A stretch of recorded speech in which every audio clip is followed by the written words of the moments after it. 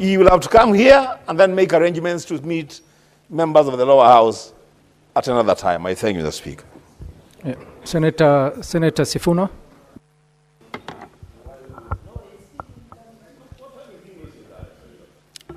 Honorable Speaker,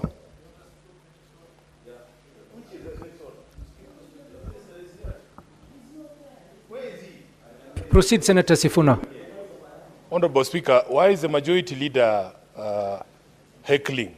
Because you have given me the mic. I think you should allow me to say what I wanted to say. I promise to be... Honorable Speaker, fortunately for the majority leader, I was directed by my party leader to be nicer. And I'm going to try my best. So I am not going to respond to his heckling today because I have been put on a regime where waliniambia nitoe pilipili moja. It's okay, Honorable Speaker. In the morning, I was called by the MCA Fongara, the Honorable Chege Maura, and he wanted my assistance with these people there who are being evicted in this rain by the Nairobi County government alleging rent arrears. I told the MCA, and unfortunately or fortunately, he had put me on speaker with the people, that I could not go to Ngara because I have a question here pending for the Cabinet Secretary for Health. Honorable Speaker, in fact, I have looked at the question that I was supposed to ask and the response that came from the ministry.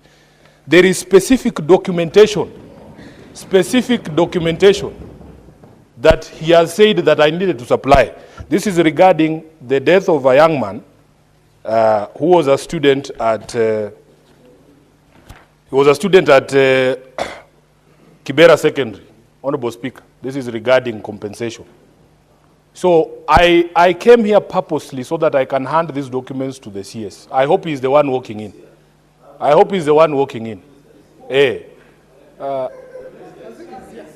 Yeah, so if he has arrived, then we need to proceed. But these games, Waziri, they must come to an end.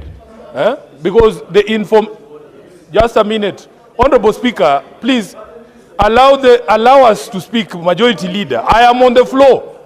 Why are you heckling us? This is not your house. Leader, this is not your house. Majority this is the house Leader. For all of us. Majority and the Leader. information that we have comes from the Speaker. Majority Cheruiyot, Leader. You can't heckle us all the time. Majority you throw him Leader. out? Honorable Majority Speaker. Leader. Order. No, Honorable Speaker, this is unacceptable. Order, Senator. Even if I was asked to be nicer, I will not allow this provocation to continue. You started heckling. Okay, then let's stop it at there. Let him finish and listen to him in silence. Speaker, yes, Senator Sifuna. Honorable Speaker, how is it in order for somebody who's younger than me to call himself my elder? We in which society?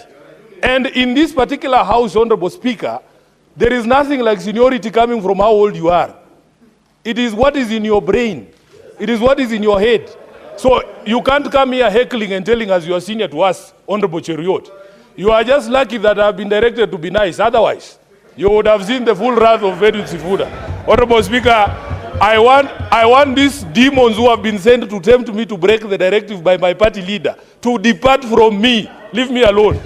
Honorable Speaker, therefore, now that I have seen the CS, I will take my seat because it was very critical. But as Senator Wambua has said, the communication to this house He was on the floor of the house. Can please allow him to finish? Senator can you throw Cheruiyot. this guy out? Is Senator Cheruiyot above the law? Is Senator Cheruiyot above the law, Honorable Speaker? Order, senators. He can't heckle like this. Order, senators. He can't heckle like this. Order, senators. Order.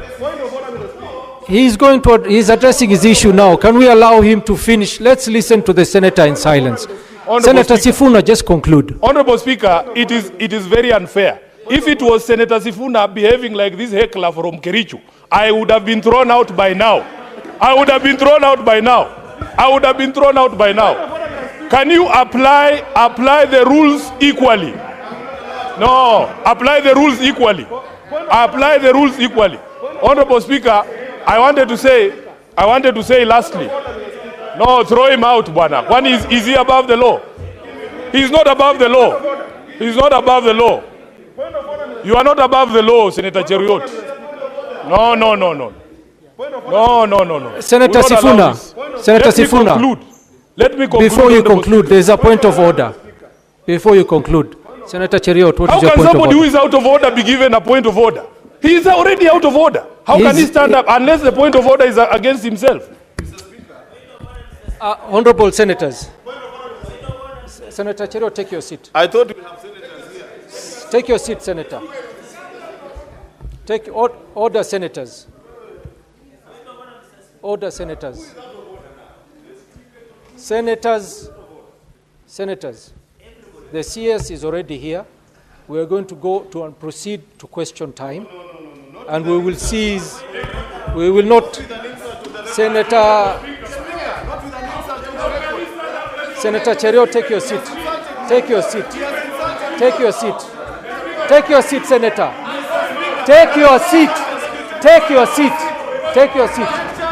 Take your seat. Take your seat. Senator Cheruiyot, I will find you grossly out of order. You started heckling. You were heckling against him.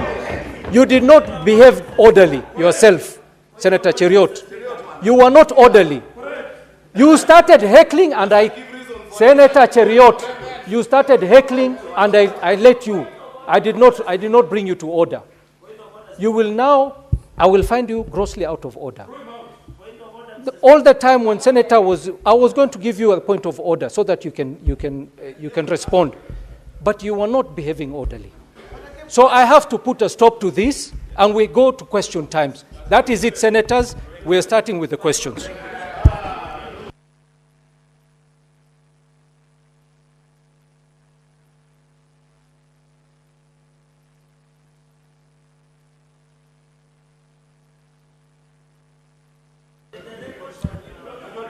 Honorable senators, honorable senators.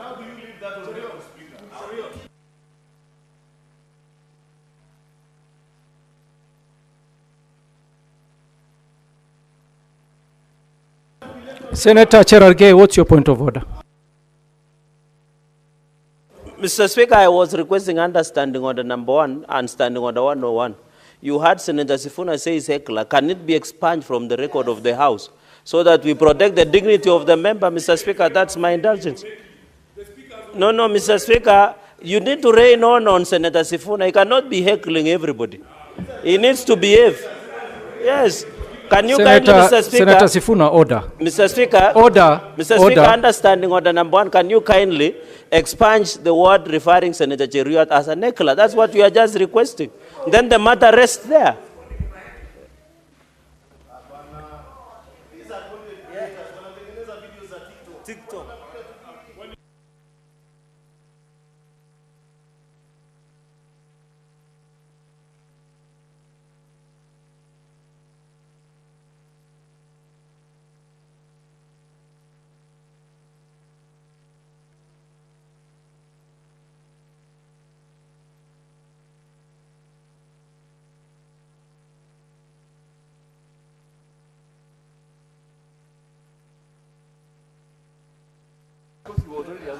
Honorable senators, I want to bring this matter to an end. Yes, I did, for a matter of fact, I did not refer to Senator Cheruiyot as a heckler. I said he was heckling in the House. But Senator Sifuna, you did refer to the senator as a heckler, which is out of order. If you could withdraw that and apologize. Honorable Speaker, you are determined to turn me back into the old me. You yourself have said he was heckling. A person who heckles is a heckler. That is what you call him. Senator Cheruiyot of Kericho was heckling me. He's a heckler. You yourself have made that decision. I will not allow anyone to bully me in this house. I did not come here because of Cheruiyot's graces. I was elected by the people of Nairobi. He is not bigger than anyone in this house. Senator Sifuna. If you cannot throw Senator Cheruiyot out for the misbehavior, then there are no rules in this house. There are no rules in this house. What's your point of order, Senator Cheruiyot?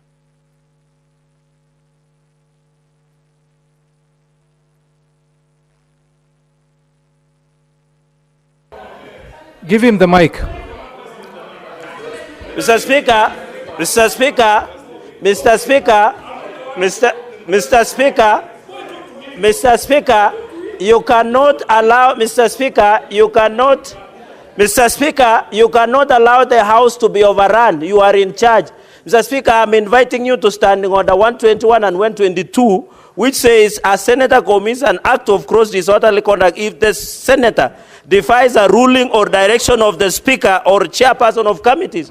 So Senator Sifuna is totally out of order. He must be thrown to face consequence of Standing Order 121 and 22 so that this House can proceed, Mr. Speaker. He has defied your direction. Senator, he must be thrown out. Senator Sifuna. Senators, let us conclude this. Let us conclude. Let us conclude. Senator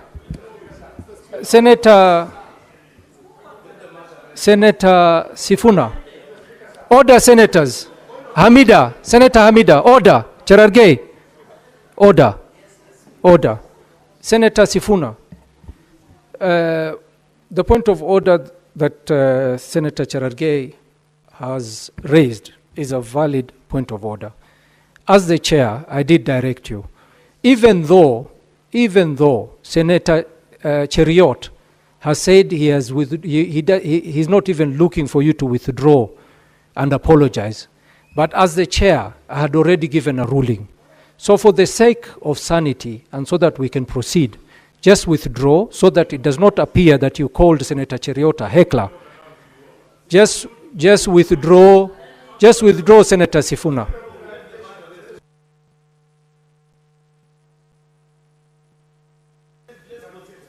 Senator Sifuna.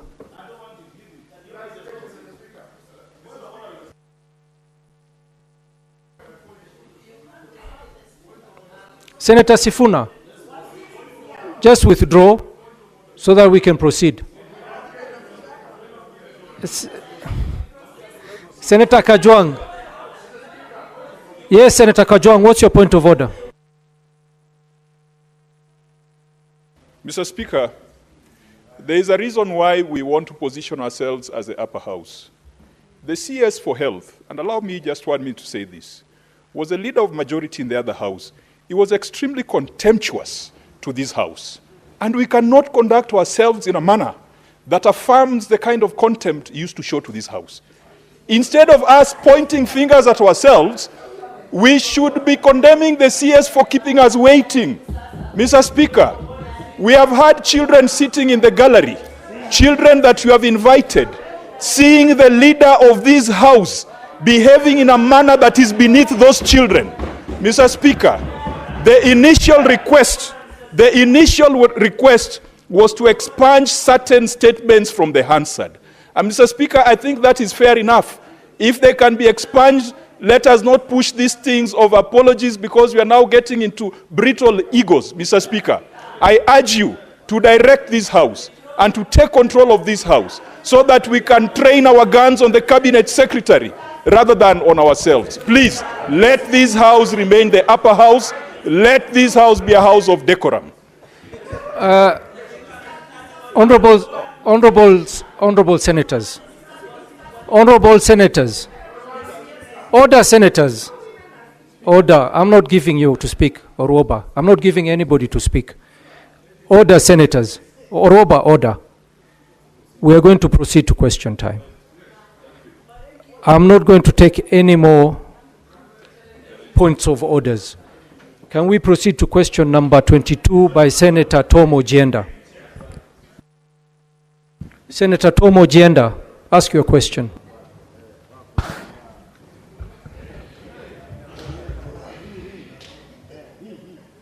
Thank you.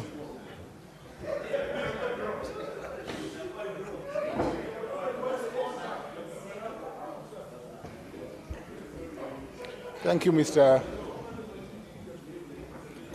Speaker.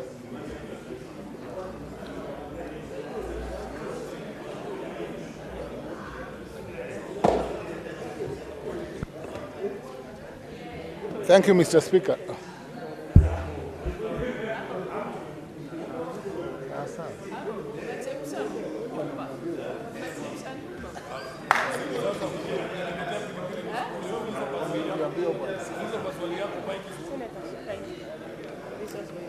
Mr. Speaker, the last time we were at the funeral of the late member for Kasipul, Senator Sifuna was told to stop what is done today. But let me move. Mr. Speaker. Order, senators. Order, senators. Let me move to my question, Mr. Speaker. Yes, put your question. Yes. Honorable Speaker, let me move to question number 22, addressed to the Senator. Order, senators. Order. No. Order. Let's listen to the question in silence. Mr. Senator, Speaker, proceed. to ask question number 22, addressed to the CS Health. Could the Cabinet Secretary explain the terms of the engagement between personnel from the Ministry of Interior and National Administration and the Ministry of Health in the ongoing registration of Kenyans to the Social Health Insurance Fund, SHIF? 2, what are the specific roles of the personnel in the registration process, and could the Cabinet Secretary indicate if they are receiving extra incentives, and if so, state the amounts they are being paid? Part C, Mr. Speaker, of the question, could the Cabinet Secretary clarify whether the established guidelines for the operations of the personnel to ensure that vulnerable persons, particularly the poor and elderly, are not coerced or unduly influenced to register for the program? Mr. Speaker, that is part 1. Those are part 1, 2, and 3 of question number 22. Yes, I confirm receipt of the responses. Cabinet Secretary could proceed. Cabinet Secretary, please welcome. Thank you, Speaker, and thank you, Honorable Senators. Speaker, if you allow me, on a light touch, the Honorable Senator for Homa Bay, that I had, in my old days, I had points of legislative difference, but I had no contemptuous for the Senate. I'm a person who believes in devolution, and I have a lot of respect even now for Senate. I want to confirm that, and to all senators and members of parliament. Coming to the question by the Honorable Senator for Kisumu, Honorable Chair, the Ministry of Interior and National Coordination, through its national government administration officers, plays a vital role in coordinating national government functions at the county level. Among their key responsibilities is identification and mobilization of citizens for national and civic registration. Notably, Ngaos, as they are known, have been instrumental in advancing the implementation of the Social Health Authority, having successfully registered 12 million households during the initial phase of the rollout of the universal health coverage. As of 12th May 2025, registration stands at 22,199,252. Honorable Speaker, every day, save for Saturday and Sunday, between 40 to 50,000 Kenyans register voluntarily. Honorable Speaker, in relation to their terms of engagement, the national government administration officers have been responsible for the following functions. They help us coordinate UHC registration, and we leverage on their extensive network across all the 47 counties. Ngaos are spearheading the registration of Kenyans into Social Health Authority. They help us in community sensitization. They are playing a very vital role in educating communities about the transition from NHIF, defined NHIF, to SHA, addressing the misconceptions and encouraging active participation in the registration process. Honorable Speaker, they help our members. They help us in monitoring and reporting. Both at the regional and the county commissioners are tasked with the daily monitoring of registration progress and working together with the community health promoters and other health care workers. They submit regular reports to ensure that the attainment of the 12 million households target. And finally, they help us in community engagement. Ngaos are actively engaging with the communities to dispel misinformation and promote understanding of the benefits of UHC, thereby encouraging widespread participation in the registration process. Honorable Speaker, in terms of engagement strategy, by utilizing the extensive network similar to the previous successful registration of farmers for the subsidized fertilizer program, the Social Health Authority was able to quickly reach out to Kenyans, even in remote areas, and provide them with information on how to register for the program. Still on the same question, Honorable Speaker and Senators, the Senators sought to know what are the specific roles of the personnel in the registration process and if they are receiving extra incentives. Honorable Speaker and members of the Senate, while Ngao officers are playing a critical role in the SHA transition through mobilization and sensitization of registration process, they are not receiving any additional allowances beyond their regular salaries. Their involvement is considered part of their official duties. Honorable Speaker, the government strategy is to leverage on the extensive network of Ngao to reach communities at grassroots level and educate them about the benefit of UHC. Honorable Speaker, finally on this question, the Honorable Senator for Kisumu sought clarifications on whether there are established guidelines for the operation of the personnel to ensure vulnerable persons, particularly the poor and the elderly, are not coerced or unduly influenced to register for the program. Honorable Speaker and Honorable Senators, to ensure ethical and inclusive environment, the government has established guidelines to prevent coercion or undue influence, particularly among vulnerable population. 2, the registration process is designed to be accessible and user-friendly, with various options available to the individuals. The options include the USS code registration, the online registration, the in-person registration and at designated centers, the use of the community health workers, the registration that we have created for teenage mothers, among others. Honorable Speaker and Honorable Senators, by providing multiple channels, the government aims to reach all segments of the population, including the elderly and those in remote areas. Additionally, public awareness campaigns are being conducted to educate the public about the benefits of UHC and the importance of timely registration. The Social Health Insurance Regulations 2023, and I want to thank this House for helping me through the Committee on Delegated Legislation of the Senate to articulate, that law articulates the registration process described above. Honorable Speaker, moving to question 30, sought by the Senator for Kisumu on the analysis of the financial implications and the benefits of the 3 funds under the Social Health Authority vis-a-vis the former defunct NHIF. My response is as follows. The Social Health Insurance is established under the Social Health Insurance Act of 2023, which this House has passed and which repealed the NHIF Act number 9 of 1988. The Social Health Authority, Honorable Speaker and Senators,